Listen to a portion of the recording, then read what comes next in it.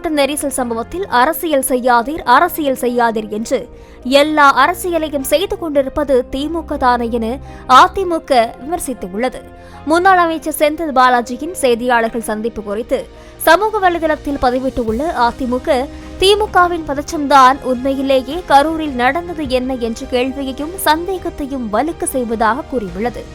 அதிமுக ஆட்சியில் சட்டவிரோத மது விற்பனை முதல் சந்து விற்பனை வரை அனைத்துக்கும் புகார் எழுந்தவுடன் 8000க்கும் மேற்பட்ட வழக்குகளை பதிந்துள்ளதாக கூறினார். தமிழகத்தில் உள்ள அனைத்து டாஸ்மாக் கடைகளிலும் பாட்டிலுக்கு மேல் 10 ரூபாய் முதல் 40 ரூபாய் வரை கணக்கே இல்லாமலும் இப்போது பாட்டில் மேல் 10 ரூபாய் ஸ்டிக்கர் ஒட்டியும் கொள்ளை அடித்துவிட்டு அதை செந்தில் பாலாஜி ஜஸ்டிஃபை செய்வதாகவும் அதிமுக விமர்சித்துள்ளது. பிளே ஸ்டோர் மற்றும் ஆப் ஸ்டோரில் இருந்து பாலிமர் செயலியை QR கோடு மூலம் பதிவிறக்கம் செய்யுங்கள். செய்திகளை உடனுக்குடன் பெறுங்கள்.